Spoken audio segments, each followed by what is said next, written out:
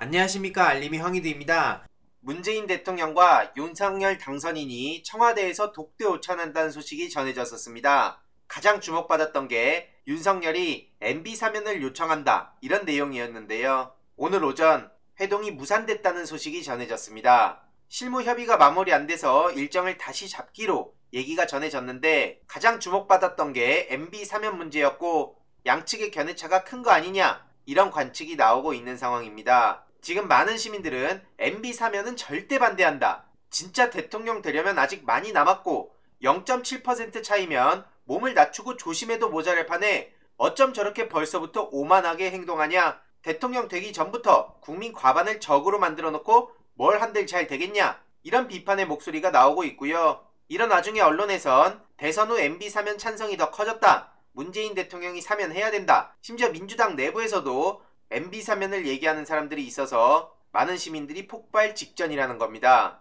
어제 글로도 말씀드렸지만 전 국정원 직원의 폭로가 있었죠. 노무현 대통령 영정사진에 코알라까지 합성하며 권위를 떨어뜨리려 했고, 이를 위해 심리학자까지 동원한 아주 파렴치한 짓을 저질렀단 겁니다. 돌아가신 후에도 공작질을 벌였는데 이걸 어떻게 용서합니까? 그래서 이상민 의원의 이명박 사면 요구는 도저히 공감할 수 없다는 글을 쓴 거고요. 각종 비리 문제도 매우 심각하지만 앞서 보셨던 그 짓, 그리고 일베를 동원한 각종 심리전, 이로 인해 대한민국이 반으로 쪼개진 점, 이런 걸 도저히 용서해선 안 된다는 겁니다. 모욕주기 3단계 매우 유명하죠. 1단계로 권위 훼손, 2단계 주의 떠나게 만들기, 3단계 고립시키기. 오늘날까지 민주진영 인사들이 여기에 비슷한 패턴으로 당하고 있지 않습니까? 초중고 강의를 직접 다니는 이유도 요즘 10대 청소년들과 대화를 하기 위해서인데, 이미 김대중 노무현 전 대통령은 조롱의 대상이 되어 있습니다. 그래서 노무현 재단 이사 임기 동안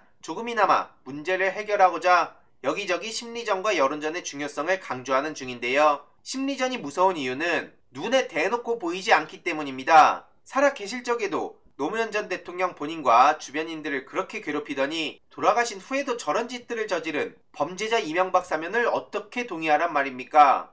제가 이렇게까지 목소리 내는 이유도 정의감 같은 거창한 명분이 아닙니다. 한때 심리전에 속아 MB를 열혈 지지했던 입장에서 부끄러운 마음에 뭐라도 해보고자 하는 거고요. 그렇기에 그 심리전의 파급력이 얼마나 큰지를 너무나 잘 알고 있다는 겁니다. MB가 한국 사회에 끼친 해악은 박근혜 씨와는 비교도 불가능하다 생각하고요. 대놓고 저렇게 대내 심리전을 벌이며 국민들을 갈라놓고 일베에 많은 힘을 실었던 게 이명박 씨입니다. 이에 대해서 언론에선 굳이 제목을 저렇게 따는데요. MB 재판과는 전혀 별개로 예전부터 이명박 씨에 대해선 비판의 목소리를 내왔습니다. 그런데 이렇게 엮어버리면 마치 개인적 원한 때문에 이렇게 목소리 내는 것처럼 생각하시는 분들이 계실 수 있는데요. 전혀 아니라는 말씀을 드리고 싶고요. MB 사면 반대 국민청원이 어제 등장해서 벌써 6만 명 가까이 된 상황입니다. 이 또한 20만을 넘을 수 있도록 계속 소식 전해드리고 댓글로도 링크를 고정해둘 예정입니다.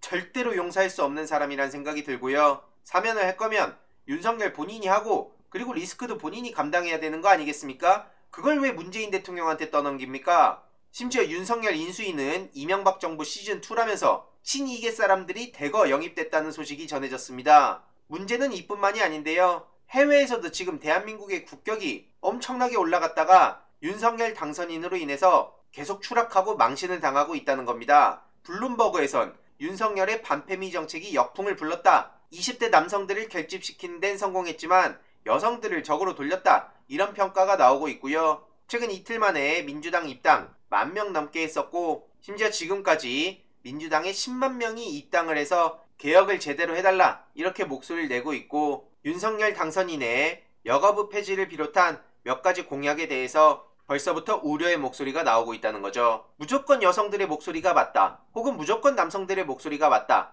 이렇게 되면 영원히 갈등이 봉합이 되지 않을 겁니다. 그래서 통합정부, 세대 포용을 언급했던 이재명 후보에게 저도 더 많은 기대를 했던 거고요. 앞으로 균형 있게 청년들이 힘을 합칠 수 있도록 저도 목소리를 낼 예정입니다. 게다가 김건희 씨는 사과 없이는 소송 취하 없다, 그러면서 이게 정치 보복이 아니라고 목소리를 높이고 있는데요. 최근 서울의 소리에 손해배상 청구를 하기도 했죠. 이에 대해서도 많은 비판의 목소리가 나오고 있는데, 그 유명한 프랑스 르몽드지가 김건희 씨를 콜걸이라고 하는데 한국인들이 느낀 모멸감은 어디에 고소를 해야 되냐, 이런 목소리까지 나오고 있고요. 실제로 이렇게 김건희라는 이름에 대놓고 콜걸이라는 내용이 해외에 박제가 되고 이로 인해 부끄럽다는 반응이 쏟아지고 있습니다. 결국 시작하기도 전부터 지지율이 반토막난 상태인데요. 역대 최저 지지율이라고 써야 되는 거 아니냐, 부산저축은행과 대장동 주가 조작 특검 신속하게 해야 되는 거 아니냐, 이런 목소리도 나오고 있고요. 해당 국민청원은 벌써 30만 가까이 된 상황이네요. 이와 관련해서도 추가적인 소식 계속 전해드리고 젊어진 민주당을 위해서도 계속 소식 전해드리도록 하겠습니다. 이번 내용도 유익했다면 구독, 좋아요, 알림 설정, 멤버십 가입 정말 큰 힘이 된다는 점 말씀드리고 싶습니다. 이번 내용도 주위에 널리 공유 부탁드립니다.